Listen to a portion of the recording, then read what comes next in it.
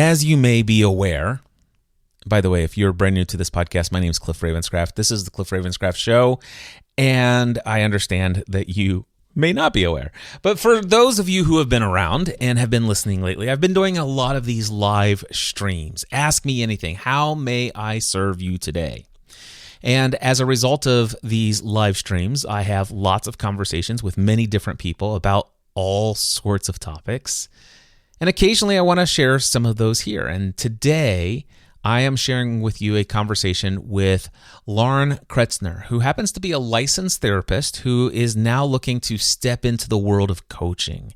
She wants to bring all of her years of experience through various different methodologies that she's mastered and integrated into her own framework of helping people. She integrates her EMDR, hypnosis, deep emotional rewiring, and she has a heart for serving people through coaching that is a step beyond traditional therapy. And so I was super delighted to hear that. You guys probably are aware of how much of a passion I have for coaching myself. So Lauren came to the live stream knowing that there would be an opportunity to ask me a few questions related to anything, and hers were business-related questions. And what I found interesting is that it wasn't her decision to join. Her husband prompted her to join the Zoom call and to pop up here and ask me these questions. And Lauren, I'm so glad you did. Anyway, two very distinct topics that we cover in this episode. And boy, when I say we go into depth, we go into depth. How do I find clients for my coaching practice? And then the second question is, should I have a podcast? And what came out in the conversation was just delightful. And I thought it would be incredibly valuable. So here it is, my conversation with Lauren on these two very meaningful topics. I hope you thoroughly enjoy this conversation, that you see your own journey within it, and it speaks to your soul at some level as well. Here you go. Lauren, how may I serve you today? Sure. Actually, my husband was the one that was like, you need to go jump on this and ask your questions. And I was like, okay, I guess we're doing that. I love that. Okay, so tell me more. Who is your husband, and do you even know who I am, and what's going on? Give me the backstory here. Yeah, I guess my husband's been following you for quite some time. And he's shared your podcast history and your coaching experience. And he's like, this is somebody to talk to and kind of ask all those businessy questions. So I've been following you for a little bit, but he's definitely been following you for quite some time. Excellent. Well, Lauren, great. This is wonderful. I am thrilled that you're here, and it sounds to me like you have some businessy questions. And so let's go down the business rabbit hole. How can I be of service to you today? Yeah, I have a private practice as a mental health therapist, but I am transitioning to a coaching style business with my own coaching methodology that I've created with my experience as a clinical therapist and working with, thousands of hours of experience, but also as a hypnotist and other modalities like EMDR that I have kind of curated to really get people from, making change quickly in their brains, overcoming anxieties and depressions, traumas, things like that, or just feeling free. But I struggle with kind of that, how to find those referrals or just get my voice out in a way where people can find me and not kind of falling into just traditional therapy, which I did for years prior. So I'm curious, I've thought about podcasting and I've thought about doing these things, but I don't know really where that kind of, how do I get people to, where do I put my voice out there? Where are people going to find me? Where is the referrals? How do I kind of get into that space a little bit more? And I know it's kind of general, but. No, that's perfect. I love it. So let me ask you this. You mentioned podcasts. Mm-hmm. Is there any particular place that you feel called or feel prompted to put your voice out there? Like on a podcast or like on a social media network place? Yes, any of the above and anything else. So there's a lot of things other people say, you should do this, you should do this. There's these people, they do this. forget about all of that for a second, but what does Lauren inside? Have you had any kind of like, oh, I'd really like to put my voice out in this way? Is there anything that comes up for you? Yeah, I love podcasts. I don't actually listen to a lot, but I like sharing information, and I love talking about. I kind of geek out on the brain, and this is what's really happening, and and I feel like I could talk about that, and I want to share that information. And I've thought about podcasting, but then there's all those like, well, this is how to do it, or this is how not to do it, and it's a saturated market, or whatever other business. Okay, Lauren, pause right there for just a moment. You are still hearing me? Yes. Yeah, and my Rodecaster Pro has just failed me again. I am no longer hearing you, so I do apologize. Oh, say something. I think I just heard you now. Okay. Can you hear me now? Yes, I did. So please forgive me. I'm having some technical difficulties over here. I have no idea. However, let me tell you what I did hear, and then you can pick up where you left off. What I last heard was, I really love podcasts. I don't necessarily listen to a lot of podcasts, but I do like the idea of geeking out and sharing all of the brain science stuff that I'm passionate about. And then there's the voices that say, well, this is the right way and the wrong way. You should do it this way. You shouldn't do it that way. And it's oversaturated, so why get out there? There's so many people doing it. And that's where it cut off the audio for me. So can you pick up from there? Yeah, I think the last thing I said was I am on Instagram. It's probably one of the the social media platforms I'm most comfortable with. I kind of know how to use it, and I've been putting out, trying to make reels and just kind of sharing about what I do. And then I have an email list. I've done a summit in the past, and I have another summit coming up. So I'm, working on just gaining traction and bringing people into my field and wanting people to know. Like my real goal is I want people to know that they can change, that they can live beyond this anxiety or beyond these diagnoses and beyond those labels that they put on themselves. And we can do that relatively quick. And that's really what I want people to know, is that it's not hopeless, even if you've been in therapy for 20 years. And it's just like, I want to tell everybody. I tell my friends, they're like, okay, that's enough. I'm like, okay. Okay. So exciting. Let me tell you what I just heard. You have an Instagram, you have an email list. You've facilitated multiple summits. Is that all correct? One so far and one coming up, yeah. One so far, one coming up. Can you tell me a little bit about your first summit? What was the experience? How many people did you desire to have there? How many people actually materialized? Was it in person? Was it virtual? What can you tell me? Yeah, it was virtual, and I feel it was the first one I ever done, so it was a little clunky in doing it. So there was a lot I learned from it. So I didn't have a huge outpouring from it. I got like 79 people on the email list, which was great, and I've been steadily losing them since then, which I'm learning is all part of business. Those aren't your people. So that one was about where faith and psychology meet, tools and conversations. And so the next one is a lot more clear. So this one that I'm doing is I feel like more clear. I kind of know what I'm doing, what kind of speakers to host on it. I've got about 10 speakers already lined up on that summit. I had 10 in this past one. Excellent. So you had 79 people sign up to register for the summit, yes? Mm-hmm. Yes. Excellent. And how many of those people were on your mailing list before? I had no mailing list before. So you had no mailing list, but because you had some other participants who were facilitating with you, sharing insight information, both you, or not only you, but also some of your guests were promoting this, and that built you a list of about 79 people. Now, my next question for you is, how many people actually showed up, like came to the summit? So I did it as a pre-recorded summit, and then the videos went out. So it wasn't live, which felt like a lot to do something like that live for the first time doing something like that. It's definitely a lot.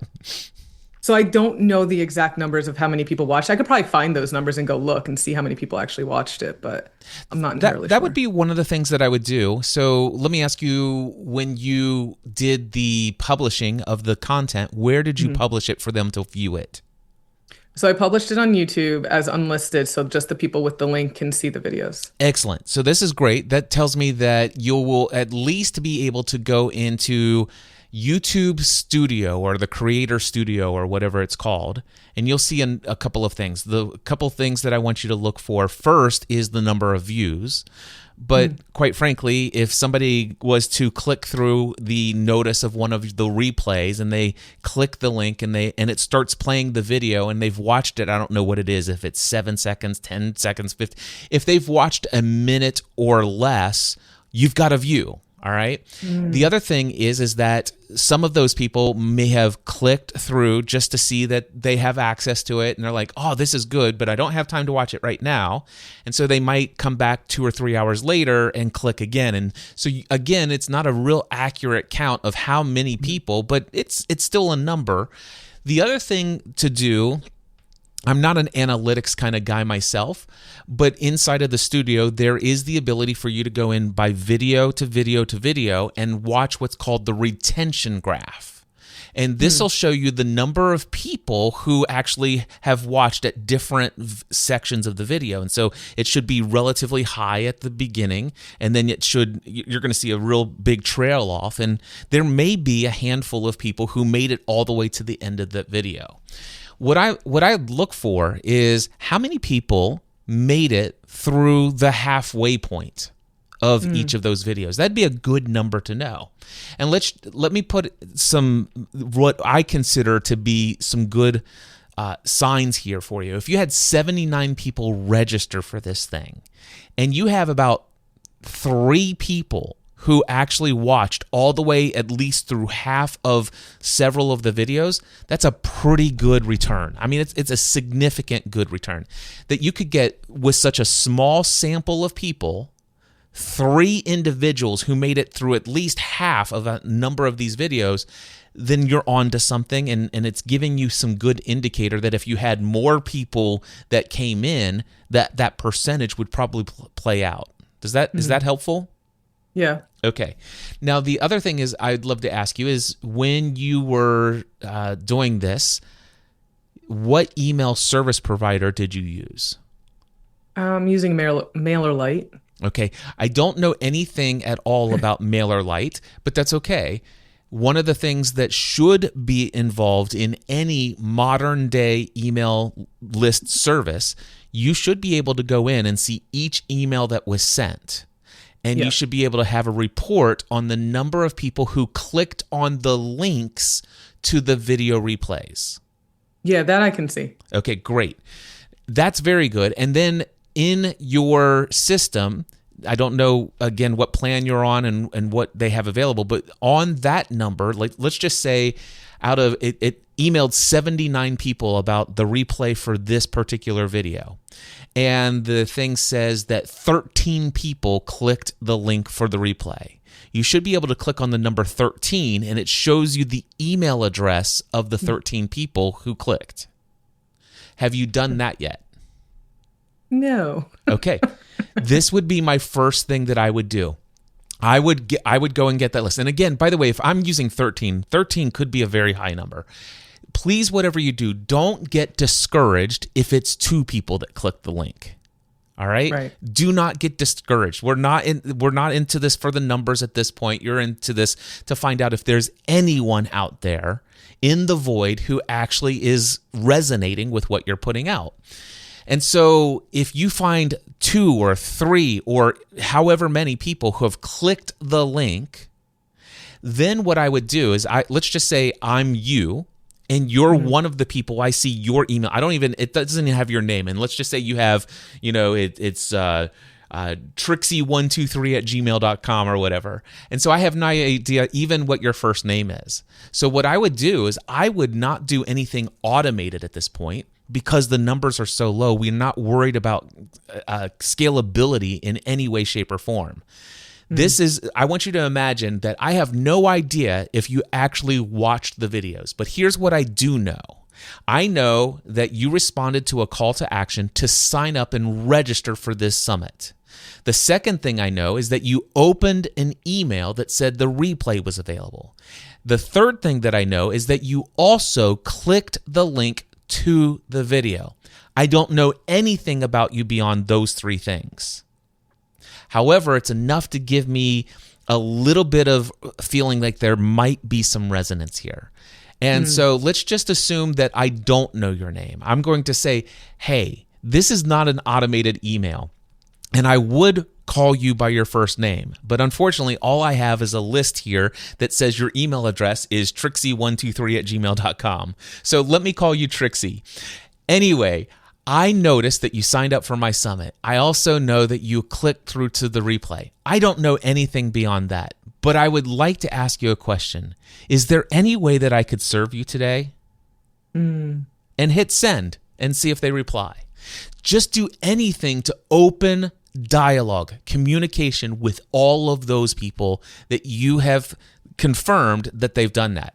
Now, I would start with the people who have clicked the emails to the replay. That's where I would begin. The next place I would go is to the other, let's just say you go through, how many different video replays did you link to? We had 10 altogether. So 10 video replays. Let's just say out of the 79 people, there are 15 people who have clicked the various different links to replays. All right. So you've now personally reached out to those 15 people. By the way, if their email is lauren.something@gmail.com, go ahead and call them by Lauren. And I don't know, maybe you've even asked for their first name. And if they gave the first name, call them by first name. But again, I would even point out, and I would even make a point to say, this is not automated. I'm going to pause myself for a second and back up and tell you something I would do even beyond that. There's a service called Loom, Loom. Have you ever heard of Loom? I've heard of it. So Loom is a video email service. So if you want to go to the next level, I would pull up my video camera on my phone and I would hit record and say, hey, Lauren, Cliff Ravenscraft here. I just wanted to reach out and tell you how thrilled I am that you signed up for the summit. And I also just noticed that you did click through to at least 3 or 4 of the replays.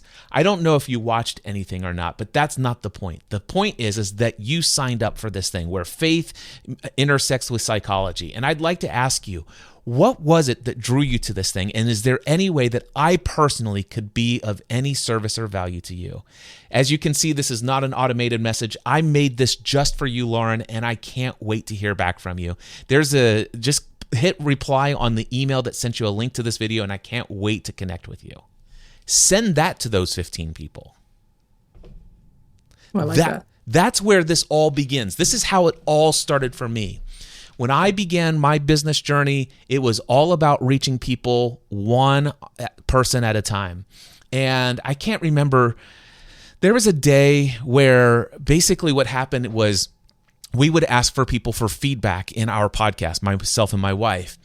And occasionally a lot of times people would email us. Some of those people's emails had a phone number in their signature line. And so I would, in those days, every time an email came in, I got notified. And because I didn't have a large audience to contend with, right? I was like anybody who's willing to interact with me, I'm going to reach out and make this as personable as I can. And eventually this doesn't work. And me, 20 years later, I still do for some what I wish I could do for everyone. So I will still do this today. But if an email just dropped in my inbox and it's like less than 60 seconds ago, this email just came in. Do you know what that tells me? The person who sent this email is at a computer or on a smartphone and they just hit send to communicate to me. And if I open that email up and it's got a phone number there, I pull up my phone, type in that number, and I call them. And I can't begin to tell you the number of times when somebody has answered that phone and they said, hello. And I'm like, is this Lauren? Yeah, who is this? It's Cliff Ravenscraft. You just emailed me. What? Oh my gosh. So these are the kinds of things, Lauren, I would encourage you to be doing. And never underestimate the value of doing this just one person at a time. So let me just pause here and ask you what's coming up for you and what things are going through your mind as you hear all of this. I love that because it's important for me, for anyone who works with me, to know that you're working with me. Anytime I've had like kind of business stuff in the past, I feel like you get that call and then someone else shows up after you've made the appointment and you're like, wait, who are you? And like, why, where's the person I thought I was going to be meeting with?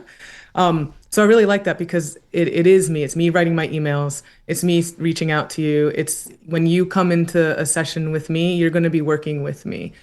So I really like that genuine connection, and I hadn't even thought about that to make it even more personalized. So check this out. I'm not sure if you're able to see this. You should be able to. Matt Perkins is watching us on Facebook, and he says, I got one of those video emails from you, Cliff.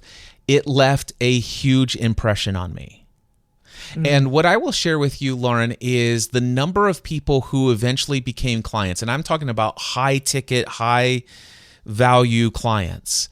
The number of them say, you know what, if you want to know where this all began, Cliff, it was when you sent me a personalized a video when I subscribed to your email list out of the blue.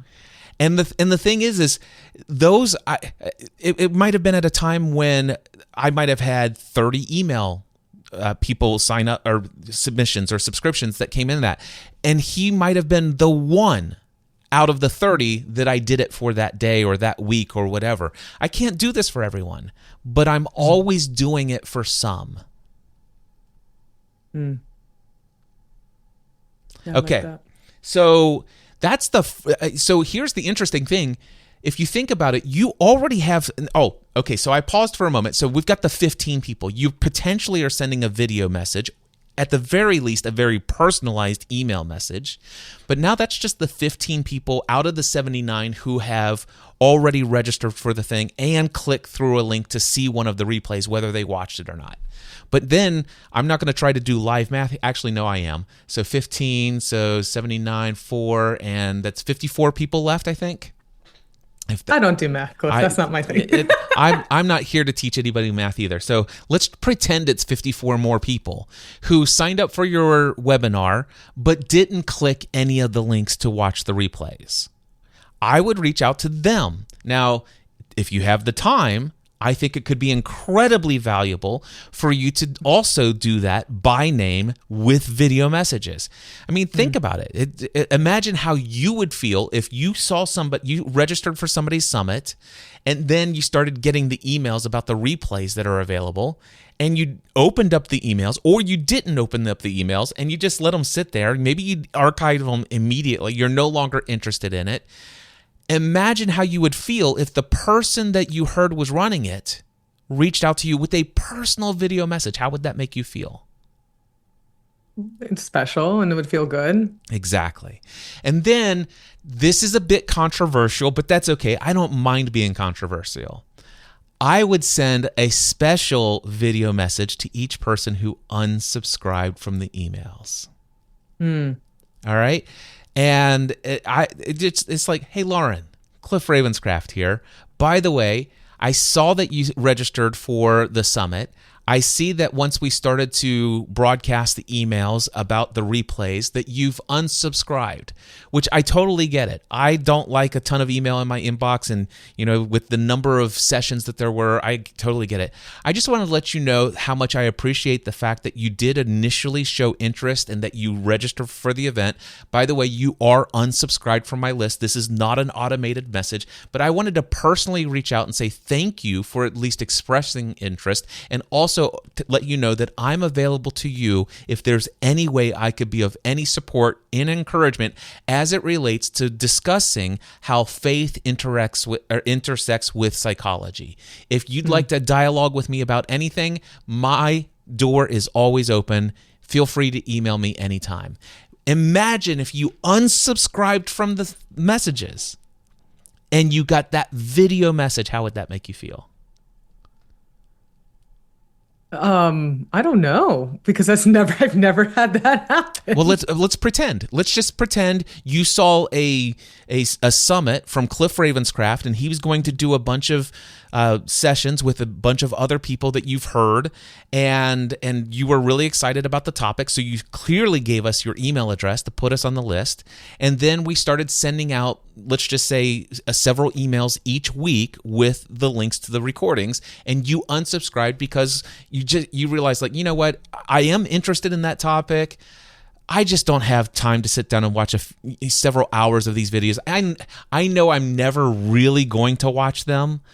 So let me just go ahead and unsubscribe. But then you get an email with the link to a video from me saying, hey, you're no longer subscribed, but I wanted to give you this message. How would you feel? Like I wasn't just another number on someone's email list. Yeah. So do you see that if you're asking Cliff, where do I find clients? Do you see you already have 79 potential clients out there? That's where I would start. That's awesome. I love that. Awesome. And then, of course, recognize that when you do your session again, you're likely going to get some more people who register. You're going to have some more of the same things, and rinse and repeat. Keep doing this over and over and over again. And I know that the temptation to say, like, but how can I reach much larger number of people, and how can I get to the place where it's not so much upfront, direct one-on-one, all of this other stuff? And I'm going to say that comes when you get to the place where you understand who this audience is. You and I, as professionals, we know what we think people need, or in many ways, we know what people need. And yet most people don't recognize they need what we have. And so it's very challenging for us in the beginning to use language that resonates with them at such a deep level. And so I say for the next 3 to 6 months, if you just focused on rinsing and repeating, you don't need a podcast, you don't need anything else. I'm not suggesting you don't do any of those other things. I'm just saying you don't need any of those other things. But if you just did this 79 people at a time for the next 3 months, 6 months, 9 months, you'll start getting booked. You will have clients. All right, I'm going to do this. Sweet. I love it. And then, of course, at any point when you feel like, you know what, okay, I'm starting to have the same kind of conversations, or just because you want to do it, not because it's going to lead you to clients, not because people are instantly going to be attracted to it and you're going to have a big audience. If you're going to create a podcast, my biggest recommendation is create a podcast because you can't not talk about this stuff. I have 55 podcast shows, over 4,800 podcast episodes. And there's only 3 or 4 shows I've ever created where I created it with the intention of hoping that I could build an audience and monetize or earn income from it. 3 out of more than 55 shows, I've had that intention. The rest of them is I just have a topic and I can't not talk about it. And ironically, the ones that were not intended to build an audience and the ones that were not intended to be monetized, those became some of my more successful shows in the metrics of number of subscribers. Yeah, it makes sense. I feel like when I put content out that is just, when people ask me questions and, they're like, do I need medication? Do I need all these things? And the first thing I say is, well, who told you that in the first place? Right? Where did that information even come from? Yeah. It's like that I just want to talk about it. And that's part of why I want the podcast. I'm like, I just want someone to talk to and maybe someone will listen to it. So let's talk about that for just a moment. So you clearly, with that, I would say the right time to launch a podcast is right now. So have you already given thought to starting this podcast? I've thought about it. I have a little fancy microphone here, Okay. but it's more for just the work that I do anyway. But yeah, I guess I just was, it's like, is my acoustics good? Like, where do I even record? It's like all those other nuances, and then it starts to feel overwhelming. And then I'm like, maybe I'll just stay here. Well, let me just say this. I started with a $35 microphone that was plugged into a 1/8 inch microphone port, and the other plug was plugged into a 1/8 inch headphone jack on a laptop, recording into some free software. And the first 70 episodes I did sounded like trash cans. Like I was recording inside of a trash can. It was terrible. Yet that podcast ended up with over 60,000 subscribers. Wow. So I wouldn't concern myself too much with the acoustics. The question is what is the level of quality that I desire for my audio? Now, by the way, we're going to ask, let's see here. Who do we have? We have Mark. Mark is in here. Mark, can you do me a favor? Can you unmute yourself? And I'm going to bring Mark up here if he's still listening. I know he was in his car, so we'll see if he comes on. Can you turn your screen on and unmute your microphone, Mark, if you're still there? And if not. Yeah, I'm here. There you are. Hey, Mark, let me ask you this. Have you been listening to my conversation with Lauren? Yeah, I'm just working on my ignition because I want my car to work. That's why my video keeps going in and out, because there's an amazing number of wires to an ignition, to a steering wheel. But I've been listening thoroughly. I even wrote down Loom for the email. So, well, let me ask you this. Have you gotten value out of Lauren's perspective? Like when I've asked her questions or she's telling me things and sharing and answering questions to me, providing feedback on what I've shared, have you heard her voice and have you had any value from what she said? Yeah. Okay, let me ask you this. Have you at any point prior to her asking about the acoustics and the sound of her mic, did you ever once concern yourself about how she sounded in audio? No. There you go, Lauren. And I have like 72 podcasts in my feed.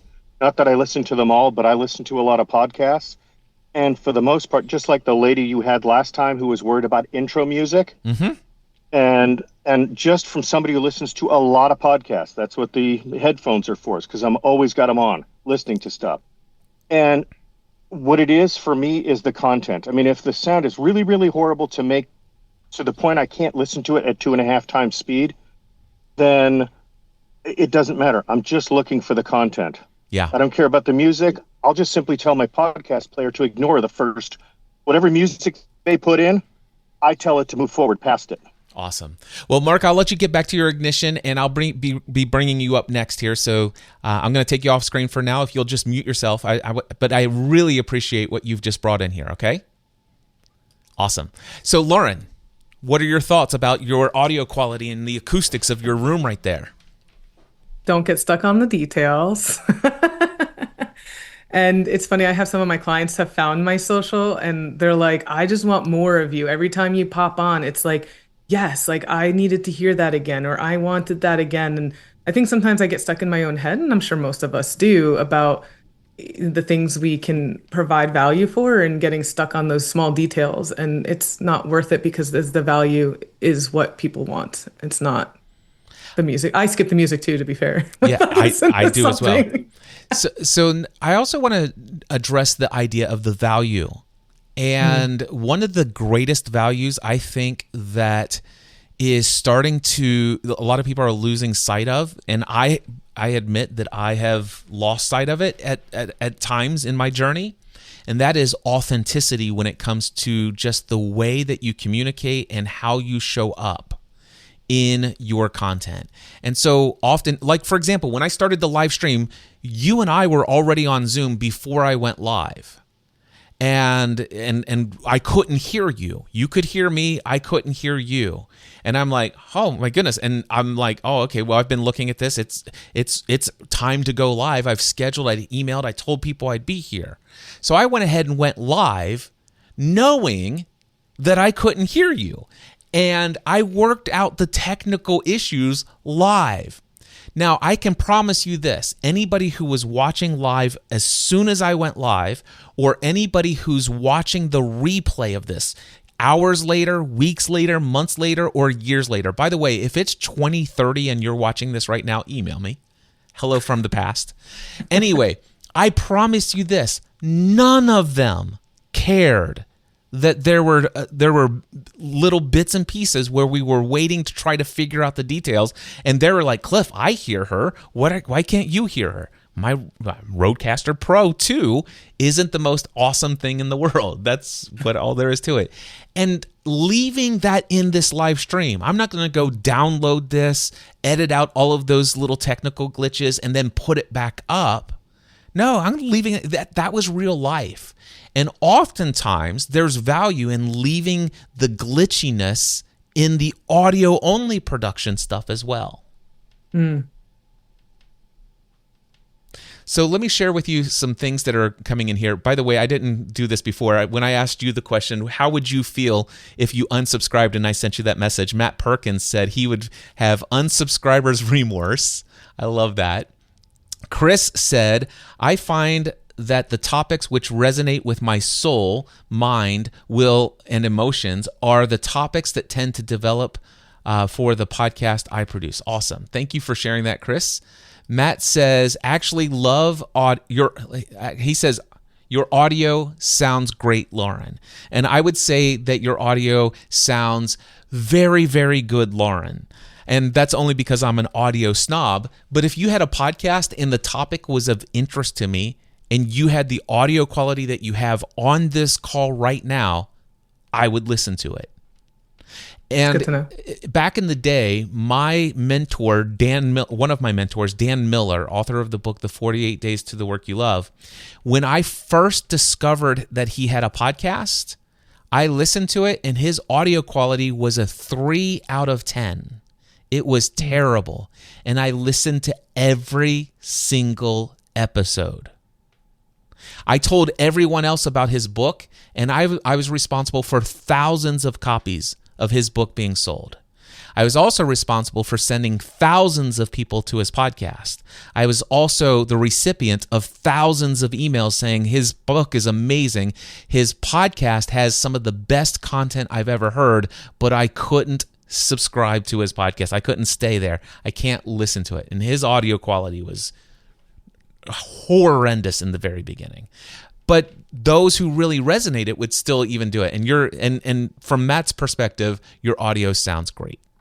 All right, so let's move on here. We've got Chris says, authenticity is critical for me, and I want to feel like you are talking with me in my living room. And I would even venture to say that Chris means warts and all, mistakes and all, everything. Just leave it all in. In the earliest days of podcasting, when there were only 20 or 30 different podcasts in existence, one of them was Adam Curry. And Adam Curry was one of the co-founders of the technology of putting media enclosures or MP3 files into an RSS feed. He and Dave Weiner created this technology. And Adam Curry, if you don't know who he is, he was an old school, he was one of MTV's earliest and first video disc jockeys when MTV first came out. So he had this program and it was called the Daily Source Code. And he would record like several hours a day, every day, and publish it as a podcast.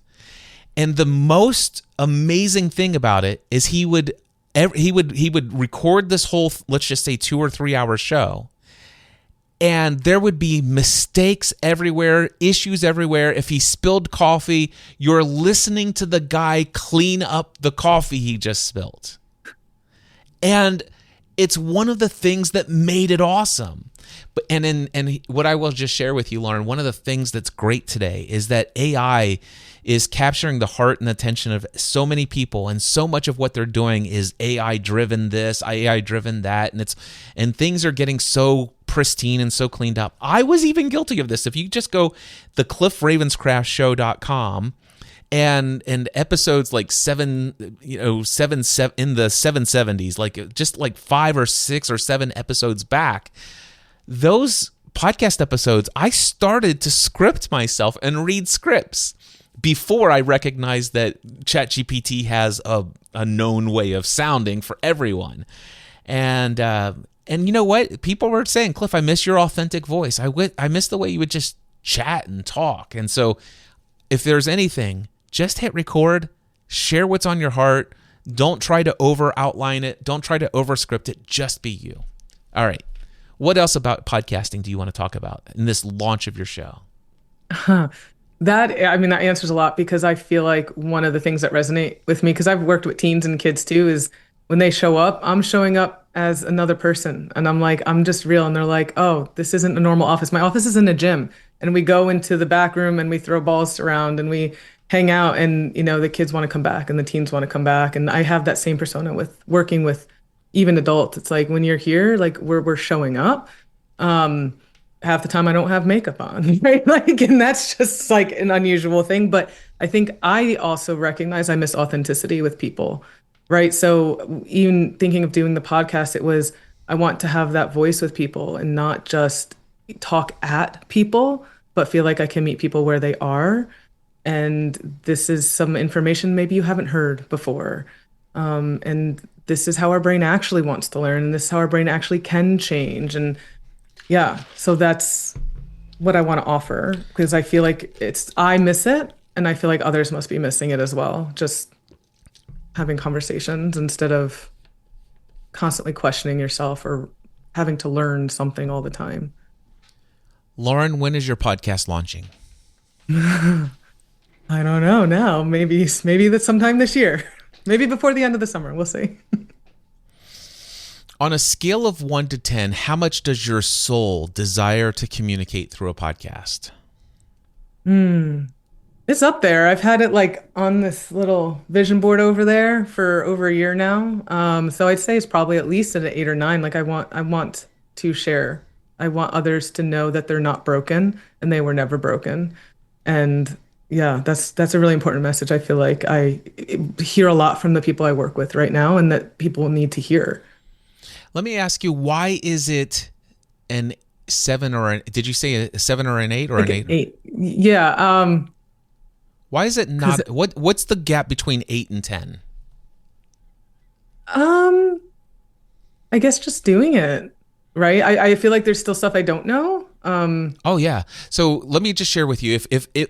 I'm going to tell you step by step exactly how to launch your podcast within 24 hours. Okay. All right. And once I tell you this, there will be no question on how do I do this. All right. Okay. So this is how simple it is.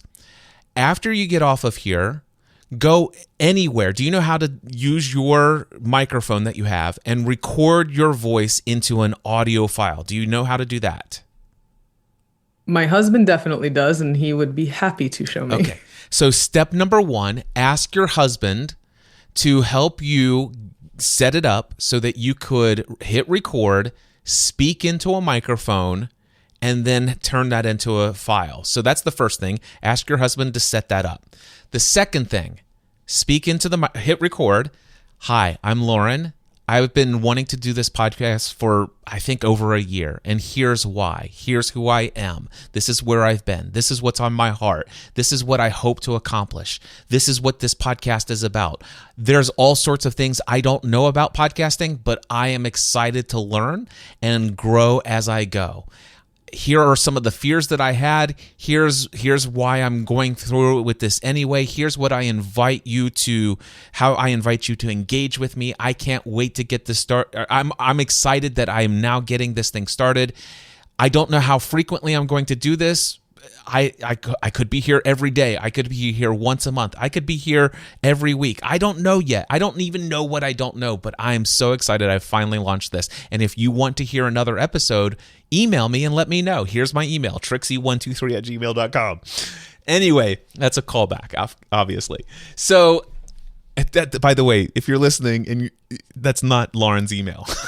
Although I do encourage everyone to just go right now, wherever you are, listening to the podcast or this live stream or the replay, everyone go email trixie123@gmail.com and tell them Cliff said hello. All right. And don't worry how you spell it. We might hit 3 or 4 people. I love it. Lauren, do you see how you can just have fun? Yeah. Just have fun. That's the key. If there's nothing more important than you let your soul sing when you're recording. That's the most important thing. Let your soul sing into the microphone. And then hit stop. All right? Then your husband will take that recording and turn it into an MP3 file. All right? Now, I don't have any dog in any hunt here, but I'm going to just tell you 2 different services that I think you should consider. One would be Buzzsprout. I don't even know how you spell it, but just do a Google search for Buzzsprout. Or Simplecast.com. Either one of those 2 would be perfectly fine. There's at least 100 other podcast hosts out there. They're all just as good. All right? Buzzsprout or Simplecast.com. Go to one of those, sign up for their least expensive one podcast hosting package.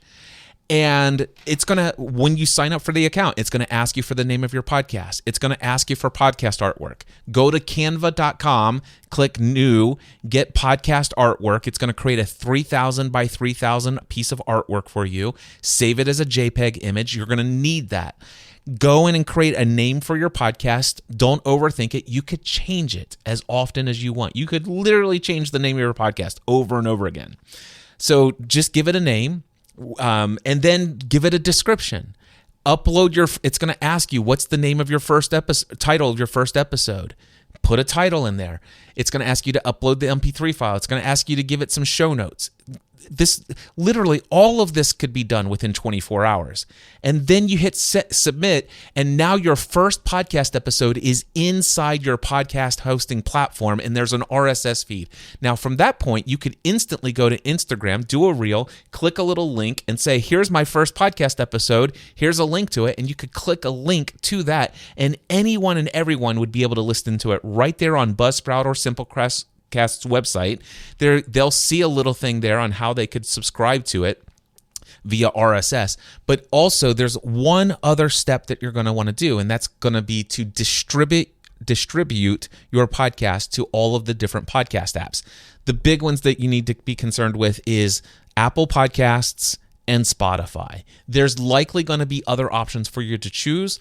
I have not used Simplecast myself or Buzzsprout, either one of them, but I have many clients who have, and I can tell you right now, they're going to have an option for you to just say, click here to submit your podcast to Spotify. Click here to do it. And they'll either do it for you or they will have step-by-step instructions.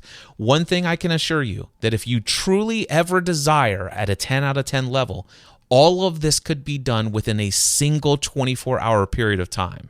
And within 7 days, and it probably will be within 24 to 48 hours, but certainly within 7 days, your new podcast will be available in Apple and Spotify and all of the other podcast apps that pull from the Apple Podcast directory. Now, do you have any lack of knowing what to do to actually get your podcast out to the world? Nope. Okay. So, on a scale of 1 to 10, how much does your soul desire to have a podcast? I mean, it's like a 10. I would love to do it and see what happens. Excellent. So, what date is your podcast going to go live? That's a good question. Because now my head's doing the thing where it's like, how long does it have to be? Should I do video? Should it just be audio? And then that will determine how quickly I can get it done. So from a mental health coaching perspective, you and I both know about the word should. Uh-huh. I know. As I asked the question, I knew what I was asking. I know. No, there is no should it be video. Should it be? There is no.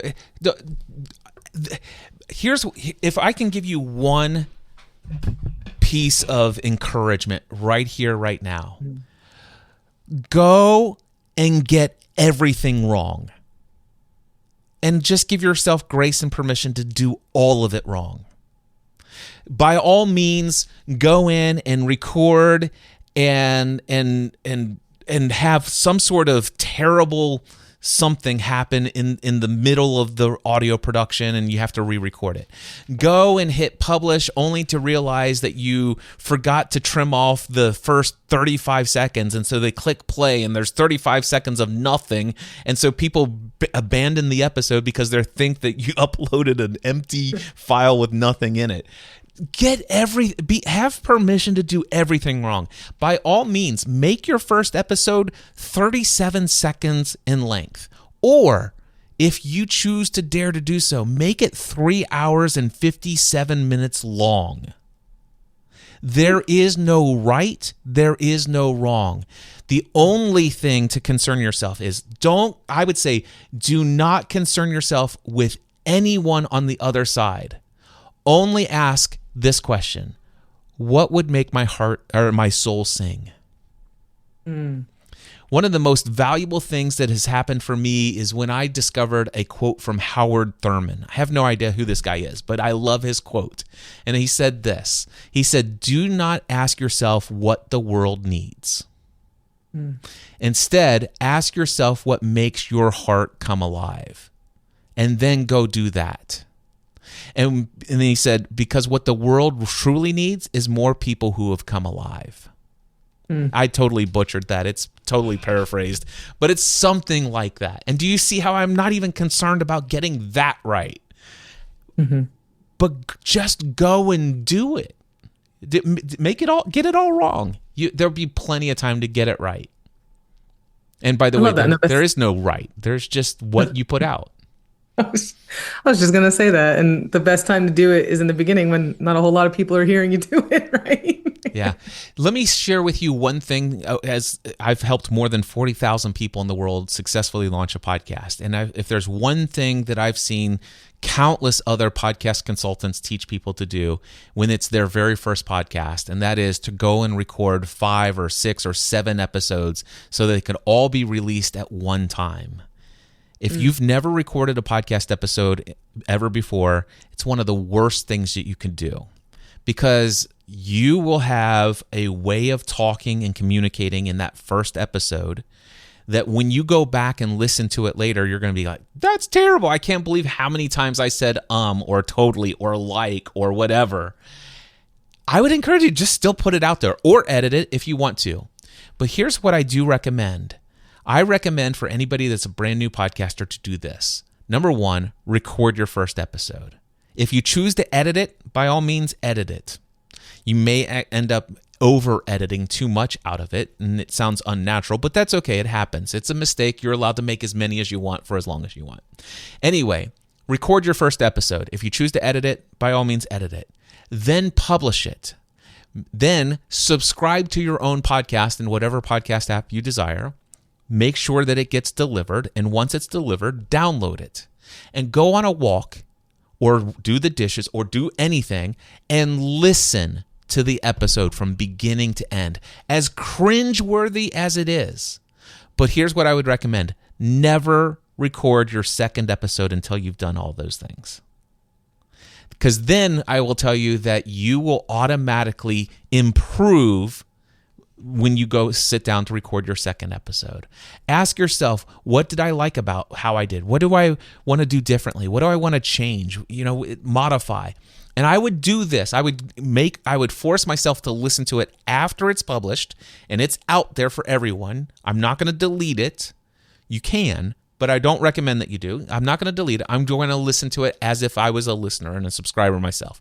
Keep doing that until you feel like you have found your voice. And once you've found your voice, then you could, it's only at that time when I would say that you should consider, recording multiple episodes and scheduling them for later release. Okay. Now, question for you. Mm-hmm. When is this podcast going to be launched? Ooh. I would love to say by this weekend. That's going to be my goal, by Monday. Awesome. I love it. So here's what I would ask you to do. Will you email me, cliff@cliffravenscraft.com, and send me a link to your podcast episode? I would love to subscribe to it. And here's what I'm going to do. Now, oh goodness, am I really going to commit to this? Give me a second. Yep, I'm going to commit to it. All right, I'm going to commit to this. So here's what oh gosh, no, I don't have that service anymore. I was going to say that you could go to mindsetanswerman.com/Lauren podcast and it would forward to your podcast. But I'm getting ready to cancel my WordPress website that uses the Pretty Links plugin. Okay, here's what I'm going to do. When you email me, I'm going to go into the show notes and edit them so that the link to your podcast is in the show notes for this podcast episode. Now, obviously, I'm going to be putting this out very soon, and so there's no link to the podcast. And it's going to say this instead. It's like, right here is where Lauren's podcast link would be if she had launched the podcast. If it's not been launched, email me, Cliff Ravenscraft, and ask me what happened with Lauren's podcast. And then I will email you every time I get an email asking you where that podcast is. Okay. How's that sound? I'm up for it. Lauren, is there any way else that I can support or encourage you today? No, I think this was huge. I'm excited for this. And it actually feels like fun because I love to talk and my friends are tired of hearing me talk. So maybe someone else is ready to hear me talk. That's exactly why I launched all my podcasts. I'm not kidding you.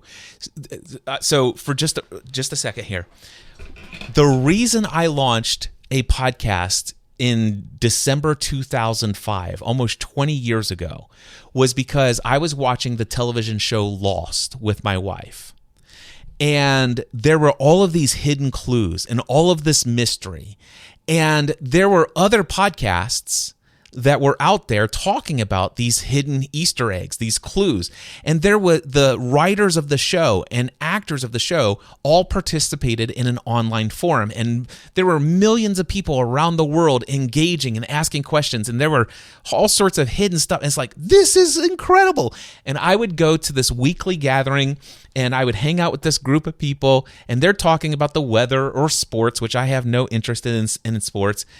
And they would allow me about 6 minutes of indulging in my Lost obsession. And they're like, that's really great, Cliff. Okay, Cliff, we're going to talk about sports again. And I'm like, okay, I get it. Nobody wants to hear me talk about this. So I'm sitting there blogging for hours, right? I'm blogging. My blog is getting read by all of these people around the world. But it's a lot of work to blog, and I don't get to talk about it. I want to talk about what I'm blogging about. So one day, the Transmission podcast by Ryan and Jen Azawa, they said, hey, why don't you leave some audio feedback for us? Send us an audio file, and we'll consider playing your file. And I did this amazing theory called the Thomas Theory, and I did a 3.5 minute audio summary of my theory, which is absolutely rock solid. I knew for a fact it was right. And I knew I had solved what was going on the island. And so I gave them this file and I submitted it to them. And they played that 3.5 minute audio file in their podcast.